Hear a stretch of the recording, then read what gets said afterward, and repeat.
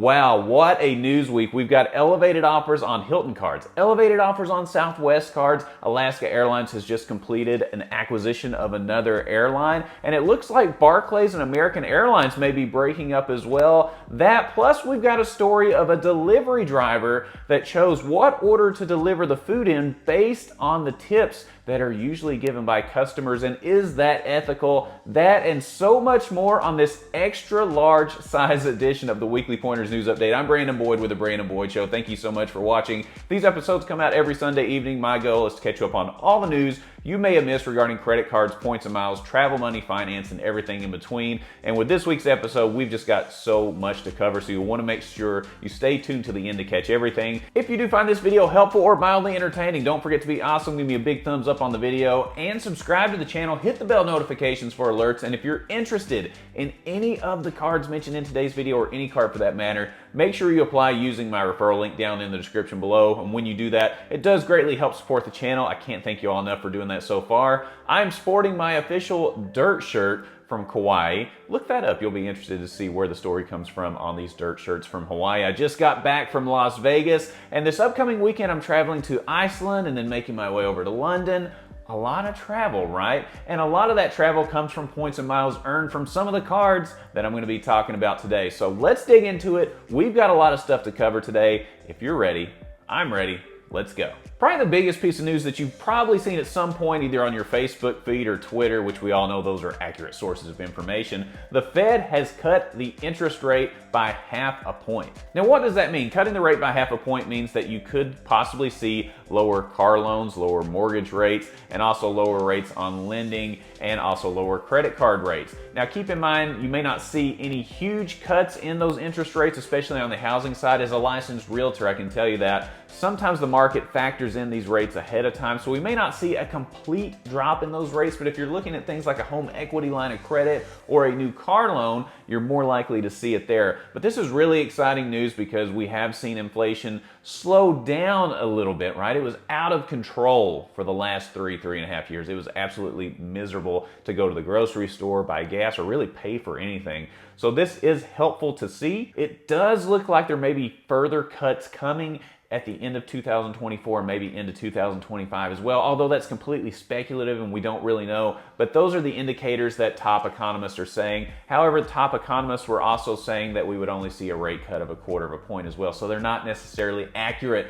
all the time. What a shocker. Let me know how you're gonna handle this news. It's exciting news. Let's hope those rates keep coming down. So after being in beta testing for quite some time, it is official. You can renew your passport online. This is going to be super helpful, and there are a few advantages to doing this. First of all, you're not going to have to go to the drugstore or something like that to get a printed photo to renew your passport. You can basically just have a friend take your picture on the phone and upload the image, so that should save a lot of time. There's definitely going to be some savings on the cost of registered mailers. The online process should definitely help cut off a couple of days of processing time as well, which is really important because if you're waiting on your passport to come through, if you got a trip coming up and you need it to come through quicker, well, cutting a few days off can definitely help because that office does back up sometimes when it comes to applications. And one really nice thing is you'll be able to pay with a credit card, it looks like, with these online renewals. So check that out. There are a few other stipulations that you want to be aware of, but long story short, just search online, renew my passport online. It'll take you to the page and you can see if you're eligible to do that. Think this is great news. Anytime we can streamline the process, make it cheaper, make it faster, it's a win. The government doesn't always do that, but when they do, we should applaud them.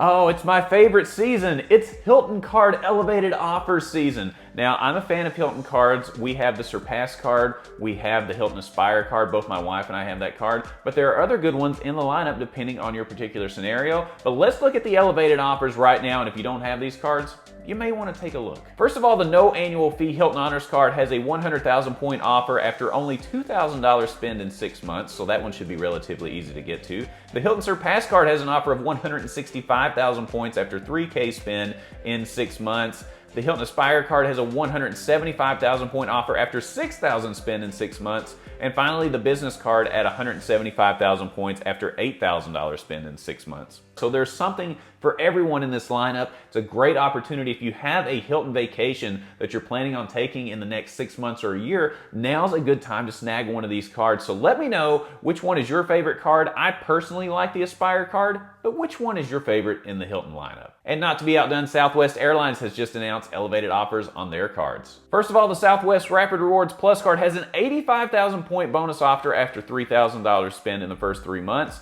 The Priority card has an 85,000 point bonus as well after 3,000 in 3 months, so the same offer there. The Southwest Performance Business card has an 80,000 point offer after $5,000 spent in the first 3 months. And then finally, the Premier Business card has a 60,000 point reward after $3,000 spent in the first 3 months. So just like the Hilton card, if you have a vacation coming up and you need some Southwest points, this is a great opportunity to do that. Keep in mind, if you're trying to get Companion Pass, you don't want to necessarily get those points all at the end of this year in 2024 to maximize your opportunity to utilize that Companion Pass. Companion Pass, if you're not familiar with it, you get Companion Pass when you earn 135,000 points in that calendar year. Earn all those points and get them on your statement right at the end of this year, then you're only getting Companion Pass for the end of this year after those points are posted and all of next year. If you really want to maximize your Companion Pass usage, you want to try to earn those points at the beginning of the year. That way you get that full calendar year remaining plus the next year. But hey, if you just need the points, go get the points. Don't worry about Companion Pass, although it's crazy for me to say that. I like having it. It's very convenient. But if you need points, snag one of these. These are pretty significant offers. It looks like Chase may be purchasing Apple.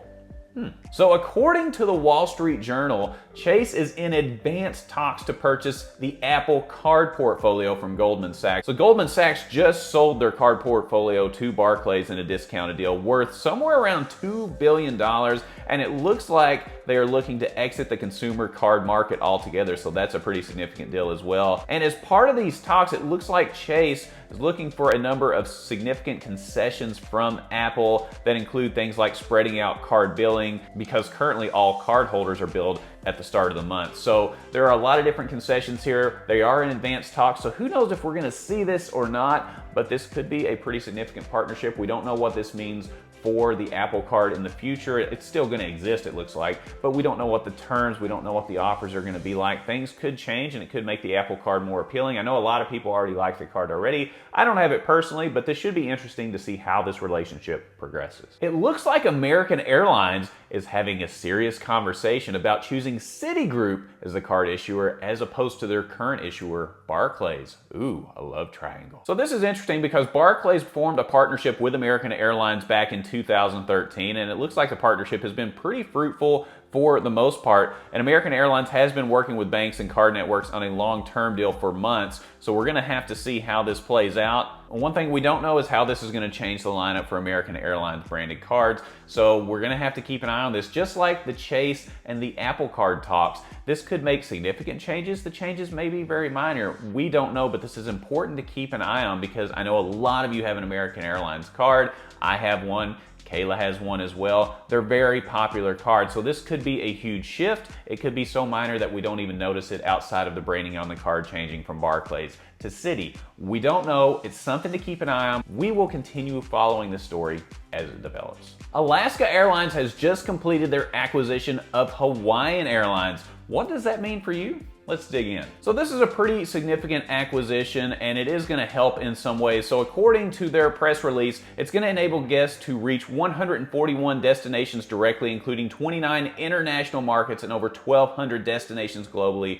through the One World Alliance and global partners. According to this press release, they are very specific about saying they are gonna maintain the distinct brands of Alaska Airlines and Hawaiian Airlines because they are very popular. That's good to see. It establishes Honolulu as its second largest hub, and beginning soon, it provides Hawaiian Miles members and mileage plan members with the ability to transfer miles between accounts free of charge, so that will be something nice as well. And beginning soon, it will enable guests to purchase Hawaiian Airlines flights at alaskaair.com and Alaska Airlines flights at hawaiianairlines.com. So there are definitely some inherent advantages here for sure. One thing I don't like all these acquisitions within the airline marketplace because number one, airline travel is getting worse in my opinion. I travel enough to know I can do a case study on this, whether it's delays, scheduling, all kinds of things. It gets worse and worse and worse all the time, and I don't know exactly what we do to fix that, but anytime there's an acquisition like this, it's less competition in the marketplace, just overall. Anytime there are fewer choices for consumers, I don't like it as much, but this one seems to make a little bit more sense. These are smaller airlines as well. They're not one of the major ones like Delta, American Airlines, United, something like that. So I can see where they're going here. I hope this works out for consumers in the end. We'll have to just keep following along on this, get some real world feedback on it. Hopefully it's positive, but we're gonna have to wait and see. You know, every week on the Weekly Pointers News Update, I like to share a story as it relates to credit cards, points and miles, travel, money, finance, and how those come together in interpersonal relationships, because these interactions really create some interesting drama. And this scenario is very interesting because it's coming from the perspective of a pizza delivery driver. They are asking if they are in the wrong in their particular practice of choosing what order to deliver the pizzas in, and it has to do with how much consumers typically tip. Let's dive in. So I'm gonna start the story. I'm gonna read it from the perspective of the delivery driver. So here we go, let's dig into the story. I was the only delivery driver working due to the restaurant being short-staffed. This one lady ordered, and then 2 minutes later, 2 more orders came in, so I had a total of 3 that I needed to go out for delivery at the same time. The first lady typically doesn't pre-tip, and there was no chance for me to get a tip when I was gonna go by there. She never leaves me anything. The 2 other orders had pre-tips of $18 and $6 each. They were all in opposite directions. One was north, one was east, one was south. So I took the big tippers, then the medium tippers, and then I went by the house of the lady that never leaves me a tip. By the time I got there, it had been 70 minutes since she ordered, and as I rolled up, she came out of the house to shout at me for being late. She asked, "Why the F did it take so long?" So I straight up told her that I had 3 orders spread out and that since she didn't tip, I took hers last. This set her off. She shouted that how did she know that I wasn't gonna tip, and then she called me racist. I'm white, she's black. So she called up the store and told my manager that I'm a racist, lied and said that I yelled at her, this, that, and the other, and demanded a new fresh pizza since I was the only guy working and we had 2 other orders that I needed to take. I told my manager that I'm never going to deliver to that lying B ever again, and I think I did the right thing. My manager was cool with it. He knows about customer complaints, I guess, so he told her that she'd get a refund, but that we couldn't send another order out today. She complained to corporate, and apparently the district manager called into my store manager, and my store manager defending me, saying, "We can't afford to lose staff right now," because we were already short-staffed. Am I a jerk in this scenario for favoring big tippers over no tips at all, or refusing to re-deliver to this woman ever again after she lied and yelled about me? This is a really interesting story. It makes me wonder if this happens more often than not. I've never been in the delivery space. I used to work in food service, so I know what it's like. Customers complain, they want what they want.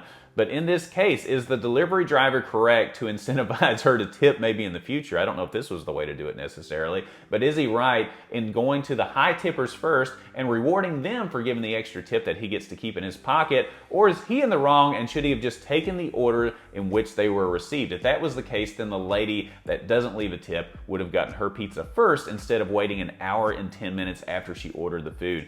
I've got to know what you think about this because there are conflicting opinions in my head here. The first thing is, if I'm a delivery driver, and usually in those roles, every single dollar counts. You're not making loads and loads of money, so when you do, you need to take it, create loyal customers so they'll tip you again for your speedy service. However, on the other hand, ethically speaking, shouldn't you take care of the customers that were in line front, because then you're incentivizing people to say, hey, you can cut line by just giving me a little bit extra money. I don't know. It's a really interesting scenario. I'm curious to hear what you have to say about this one. And does this happen more often than I think? If you're in food delivery or you know somebody that is, can you let me know what you think about this? Is this a legit thing that happens all the time?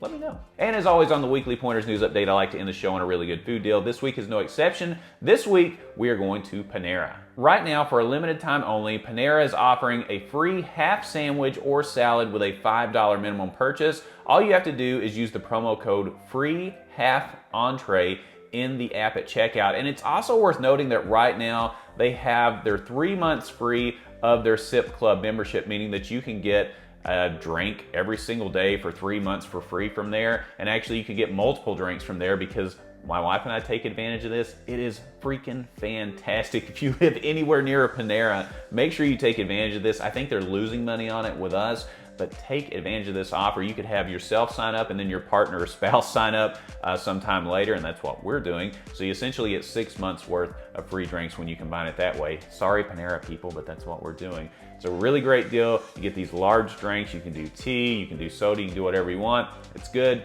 Take advantage of it. This was definitely an extra large episode. We talked about a lot of things. We had the Fed rate cut, we had the passport story, we had the elevated card offers, we had mergers, acquisitions, and we had the story about the delivery driver that decided how to deliver the food based on how well the customers tipped. Again, I need feedback on this because I need to know if this is legit.